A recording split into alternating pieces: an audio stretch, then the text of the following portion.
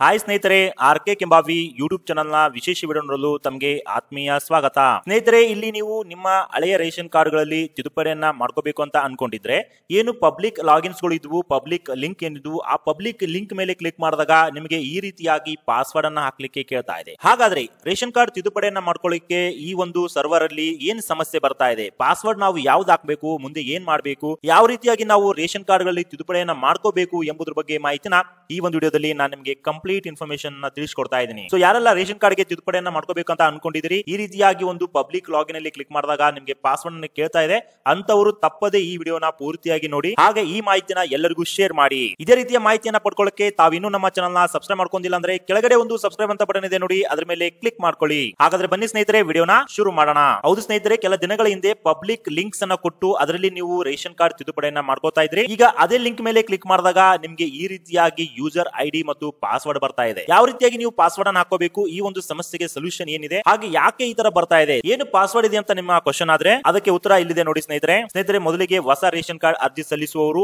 ಹಳೆ ration card ಗಳಲ್ಲಿ ತಿದ್ದುಪಡಿಯನ್ನು ಮಾಡ್ಕೊಳ್ಳಿಕ್ಕೆ ಸರ್ಕಾರ ಪಬ್ಲಿಕ್ ಅವರಿಗೆ ಒಂದು ಆಪ್ಷನ್ ಅನ್ನ ಕೊಟ್ಟಿದ್ರು.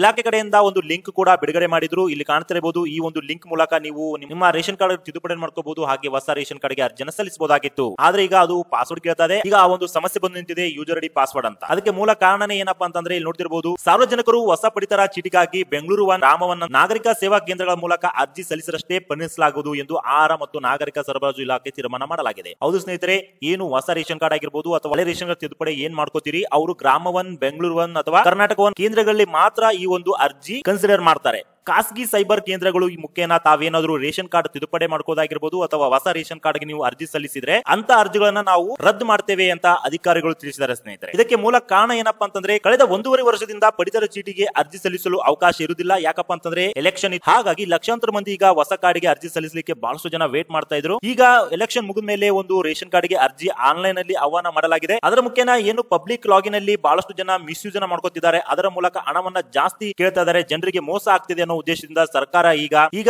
ಈ ಪಬ್ಲಿಕ್ ಲಾಗಿನ್ಸ್ ಏನಿತ್ತು ಅದನ್ನ ಲಿಂಕ್ ಅನ್ನ ಈ ಸದ್ಯ ಮಟ್ಟಿಗೆ ಆಫ್ ಮಾಡಲಾಗಿದೆ ಸ್ನೇಹಿತರೆ. ಅದಕ್ಕೆ ತಾವು ಏನ್ ಮಾಡ್ಬೇಕಂದ್ರೆ, ತಮ್ಮ ಹತ್ತಿರದ ಗ್ರಾಮವನ್ನ ಕೇಂದ್ರಗಳು ಆಗಿರಬಹುದು ಅಥವಾ ಕರ್ನಾಟಕ ಸೇವಾ ಕೇಂದ್ರ ಆಗಿರ್ಬೋದು, ಅಲ್ಲಿ ಹೋಗಿ ತಮ್ಮ ಹಳೆ ರೇಷನ್ ಕಾರ್ಡ್ ಗಳಿಗೆ ತಿದ್ದುಪಡಿಯನ್ನ ಮಾಡ್ಕೋಬಹುದು ಅಥವಾ ಹೊಸ ರೇಷನ್ ಕಾರ್ಡ್ ಗೆ ಅರ್ಜಿಯನ್ನು ಸಲ್ಲಿಸಿದ್ರೆ ಮಾತ್ರ ನಿಮ್ಮ ಒಂದು ರೇಷನ್ ಕಾರ್ಡ್ ಮಾನ್ಯ ಆಗುತ್ತೆ, ಅಪ್ರೂವಲ್ ಆಗುತ್ತೆ ಅಂತಾನೆ ತಿಳಿಸಲಾಗಿದೆ ಸ್ನೇಹಿತರೆ. ಇದ್ರ ಬಗ್ಗೆ ಮತ್ತೇನಾದ್ರೂ ಹೊಸ ಅಪ್ಡೇಟ್ ಬಂದ್ರೆ ಡೆಫಿನೆಟ್ ಆಗಿ ನಾನು ನಿಮಗೆ ತಿಳಿಸ್ಕೊಡ್ತೀನಿ. ಸದ್ಯಕ್ಕೆ ಈ ಒಂದು ಇನ್ಫಾರ್ಮೇಶನ್ ಇತ್ತು, ನಿಮ್ಗೆ ತಿಳಿಸ್ಕೊಡುವಂತ ಈ ವಿಡಿಯೋ ಮಾಡಿದ್ದೀನಿ. ಈ ಒಂದು ಮಾಹಿತಿ ನಿಮಗೆ ಇಷ್ಟ ಆಗಿದ್ರೆ ತಪ್ಪದೇ ವಿಡಿಯೋಗೆ ಲೈಕ್ ಮಾಡಿ ಸ್ನೇಹಿತರೆ, ಹಾಗೆ ಈ ಮಾಹಿತಿನ ಎಲ್ಲರಿಗೂ ಶೇರ್ ಮಾಡಿ.